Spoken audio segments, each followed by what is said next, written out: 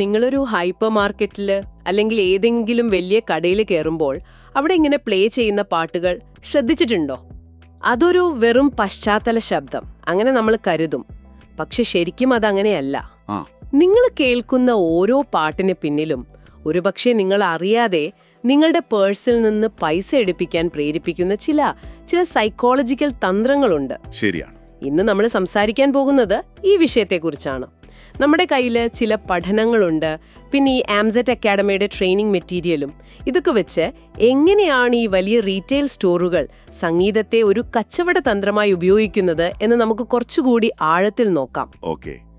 നിങ്ങളുടെ ഷോപ്പിംഗ് അനുഭവത്തെ ഇതെങ്ങനെയാണ് നിശബ്ദമായിട്ട് സ്വാധീനിക്കുന്നത് എന്ന് കണ്ടെത്തുകയാണ് നമ്മുടെ ഇന്നത്തെ ഒരു ശ്രമം. തീർച്ചയായും. ഓക്കെ, അപ്പൊ നമുക്ക് ഇതിലേക്ക് കടക്കാം. ആദ്യത്തെ കാര്യം, ഈ സംഗീതം നമ്മുടെ ഷോപ്പിംഗ് മൂഡിനെ എങ്ങനെയാണ് പിടിക്കുന്നത്? ചില കടകളിൽ കയറിയാൽ ഭയങ്കര ശാന്തമായ പതിഞ്ഞ സംഗീതം കേൾക്കാം. അതെന്തിനാ അങ്ങനെ?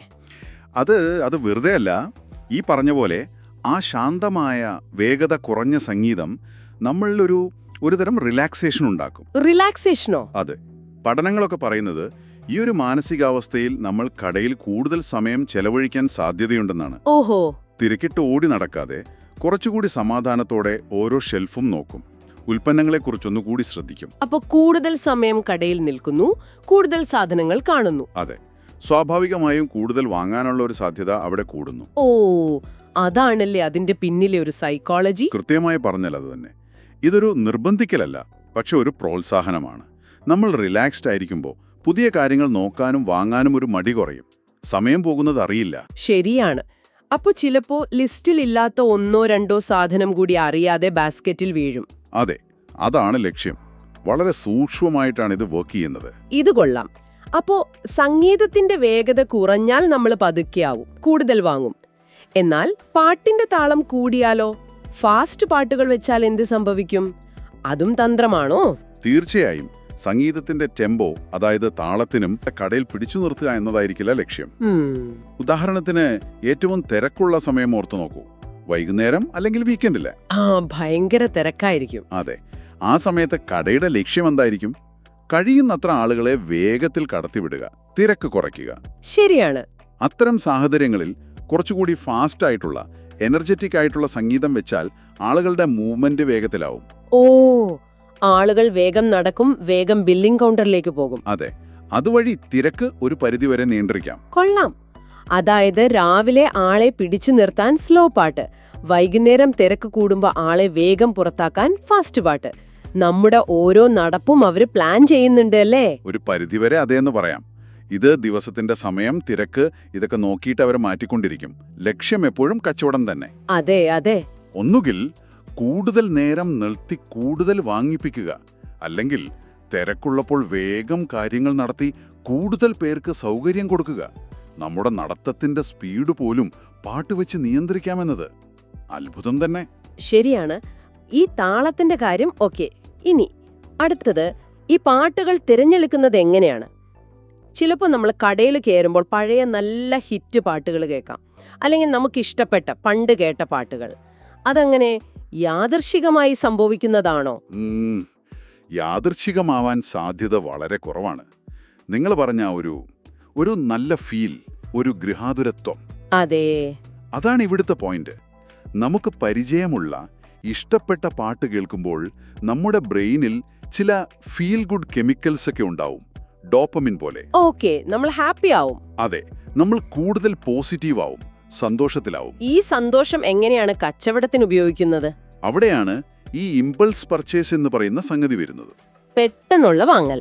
അതെ, നമ്മൾ നല്ല സന്തോഷത്തിലാണെങ്കിൽ കുറച്ചുകൂടി റിലാക്സ്ഡ് ആയിരിക്കും. തീരുമാനങ്ങൾ എടുക്കുമ്പോൾ ചിലപ്പോൾ അത്ര ലോജിക് നോക്കില്ല, വികാരങ്ങൾക്ക് മുൻഗണന കൊടുക്കും. ആ ഒരു മൂഡിൽ നിൽക്കുമ്പോൾ ഇതുകൂടി വാങ്ങിയേക്കാം എന്ന് തോന്നാൻ വലിയ പാടില്ല. പ്രത്യേകിച്ച് കൗണ്ടറിന്റെ അടുത്തുള്ള ചെറിയ സാധനങ്ങൾ അല്ലേ? അതെ അതെ. ചോക്ലേറ്റ്, മിഠായി. അതെ അതെ. ആ നല്ല പാട്ടും കേട്ട് ആ സന്തോഷത്തിൽ നിൽക്കുമ്പോൾ അതുകൂടി ബാസ്ക്കറ്റിലേക്ക് ഇടാൻ രണ്ടാമതൊന്നും ആലോചിക്കില്ല. അപ്പോ ആ പാട്ട് നമ്മളും ആ കടയും തമ്മിലൊരു ഇമോഷണൽ കണക്ഷൻ ഉണ്ടാക്കുന്നുണ്ട്. വളരെ ശരിയാണ്. ആ സംഗീതം ഒരു പോസിറ്റീവ് അനുഭവം തരുന്നു. ആ അനുഭവം നമ്മൾ ആ കടയുമായിട്ട് കണക്ട് ചെയ്യും. ആ കടയിൽ പോയാൽ ഒരു സുഖമാണ് എന്നൊരു തോന്നൽ വരും. ഓക്കേ. ഇത് നമ്മളെ വീണ്ടും അങ്ങോട്ട് പോകാനും മറ്റുള്ളവരോട് നല്ലത് പറയാനും ഒക്കെ പ്രേരിപ്പിക്കും. അതോടൊപ്പം തന്നെ ആ നിമിഷത്തിലെ സന്തോഷത്തിൽ ചെറിയ വാങ്ങലുകൾ നടത്താനും. പഠനങ്ങളും ഇത് പറയുന്നുണ്ട്. പരിചിതമായ സംഗീതം വൈകാരികമായി നമ്മളെ സ്വാധീനിക്കും. ഈ നല്ല ഫീൽ ഉണ്ടാക്കുന്നതും ഇമ്പൾസ് പർച്ചേസിന് പ്രേരിപ്പിക്കുന്നതുമൊക്കെ ഓക്കെ. ഇനി ഈ പാട്ടുകൾക്ക് വേറെ വല്ല ജോലിയുമുണ്ടോ ഈ കടകളിൽ? കാരണം ഹൈപ്പർ മാർക്കറ്റിലൊക്കെ വേറെ എന്തെല്ലാം ഒച്ചപ്പാടുകളുണ്ട്. നല്ല പോയിന്റാണ്. ട്രോളി എന്തെന്ന ഒച്ച, ആളുകൾ സംസാരിക്കുന്നത്, അനൗൺസ്മെന്റുകൾ, ഇതൊക്കെ ചിലപ്പം ശല്യമാവാറില്ലേ? ശരിയാണ്. അവിടെയാണ് സംഗീതത്തിന്റെ മറ്റൊരു പ്രധാന റോള് വരുന്നത്. ഒരു സൗണ്ട് മാസ്കിംഗ് ഏജന്റായിട്ട് പ്രവർത്തിക്കുക. സൗണ്ട് മാസ്കിംഗ് അതെന്താണ്? അതായത് ഈ അരോചകമായ മറ്റു ശബ്ദങ്ങളെ ഒരു പരിധിവരെ മറയ്ക്കുക, അല്ലെങ്കിൽ അതിന്റെ ഒരു ഇമ്പാക്റ്റ് കുറയ്ക്കുക. ഓ, നിങ്ങൾ പറഞ്ഞ പോലെ ട്രോളിയുടെ ഒച്ച, ആളുകളുടെ ബഹളം, മെഷീൻ സൗണ്ട്, അനൗൺസ്മെന്റുകൾ, ഇതൊന്നും അധികമായാൽ ഷോപ്പിംഗ് അത്ര സുഖകരമാവില്ല. ശരിയാണ്. അപ്പോൾ പശ്ചാത്തലത്തിൽ നല്ലൊരു സംഗീതമുണ്ടെങ്കിൽ ഈ അരോചകമായ ശബ്ദങ്ങൾ നമ്മൾ അത്ര ശ്രദ്ധിക്കില്ല. നമ്മുടെ ശ്രദ്ധ പാട്ടിലേക്ക് പോകുമോ? പൂർണ്ണമായിട്ടല്ല, എന്നാലും മറ്റ് ശബ്ദങ്ങളുടെ ആ ഒരു കാഠിന്യം നമുക്കത്ര ഫീൽ ചെയ്യില്ല. നമ്മുടെ ശ്രദ്ധ കുറച്ചൊക്കെ സംഗീതത്തിലേക്ക് മാറുമ്പോൾ മറ്റ് ശബ്ദങ്ങൾ അത്ര അലോസരമായി തോന്നില്ല. അതായത് മൊത്തത്തിലുള്ള ഷോപ്പിംഗ് അനുഭവം കുറച്ചുകൂടി സ്മൂത്ത് ആവും. അതെ, കൂടുതൽ ശാന്തവും സുഗമവുമാകും. അപ്പോൾ ഈ ബഹളം കാരണം നമ്മൾ വേഗം കടയിൽ നിന്ന് ഇറങ്ങി പോകില്ല, കൂടുതൽ നേരം അവിടെ നിൽക്കാൻ തോന്നും. എക്സാക്ട്ലി. സുഖകരമായ ഒരു അന്തരീക്ഷം ആളുകളെ എപ്പോഴും കൂടുതൽ നേരം ഒരിടത്ത് നിർത്താൻ സഹായിക്കും. ശബ്ദ കോലാഹലമാണെങ്കിൽ നമ്മൾ വേഗം രക്ഷപ്പെടാൻ നോക്കും. ശരിയാണ്. അപ്പോൾ ഈ സംഗീതം നൽകുന്ന ഒരു സൗണ്ട് ബ്ലാങ്കറ്റ്, അത് നമ്മളെ കൂടുതൽ നേരം അവിടെ ചെലവഴിക്കാൻ സഹായിക്കുന്നു. വീണ്ടും അത് കൂടുതൽ വാങ്ങാനുള്ള സാധ്യത കൂട്ടുന്നു. ഈ ആംസെറ്റ് മെറ്റീരിയലും ഇതിനെക്കുറിച്ച് പറയുന്നുണ്ടോ? ഉണ്ട്. ഈ അന്തരീക്ഷം മെച്ചപ്പെടുത്തൽക്കെന്നിനും അവരും പ്രാധാന്യം കൊടുക്കുന്നുണ്ട്. ഓക്കെ.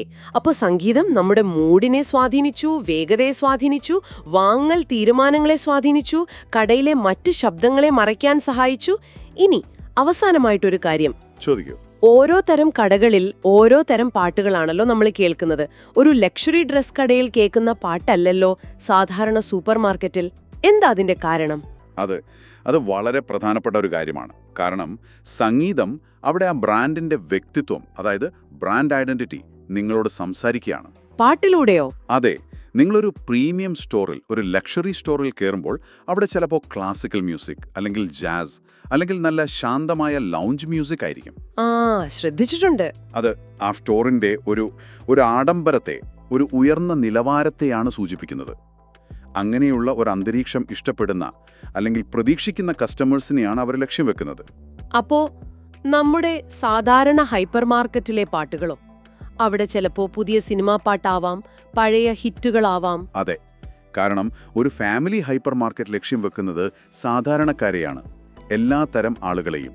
ശരിയാണ്. അപ്പോൾ അവർ വെക്കുന്ന സംഗീതം കൂടുതൽ ജനകീയമായിരിക്കും, എല്ലാവർക്കും പെട്ടെന്ന് റിലേറ്റ് ചെയ്യാൻ പറ്റുന്നത്. ഒരുപക്ഷെ നമ്മുടെ നാട്ടിലെ പാട്ടുകളൊക്കെ ആവാം.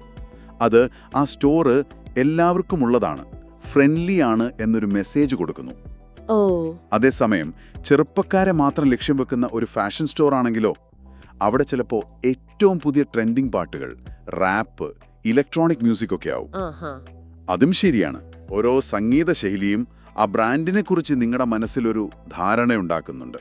നിങ്ങൾ ചിലപ്പോൾ അത് ശ്രദ്ധിക്കുന്നുണ്ടാവില്ല, എന്നാലും. അപ്പൊ നമ്മൾ കേൾക്കുന്ന പാട്ട് പോലും മാർക്കറ്റിംഗിന്റെ ഭാഗമാണെന്ന്. തീർച്ചയായും വളരെ ശക്തമായ ഒരു ടൂളാണ്. നിങ്ങളുടെ ഉപബോധ മനസ്സിൽ ആ ബ്രാൻഡിന്റെ ഒരു ചിത്രം വരച്ചിടാൻ സംഗീതത്തിന് പറ്റും. നിങ്ങൾ ഏത് കടയിൽ കയറണം, എത്ര നേരം നിൽക്കണം, എന്ത് വാങ്ങണം എന്നൊക്കെയുള്ള തീരുമാനങ്ങളെ സ്വാധീനിക്കാൻ അവരിതിനെ ഉപയോഗിക്കുന്നു.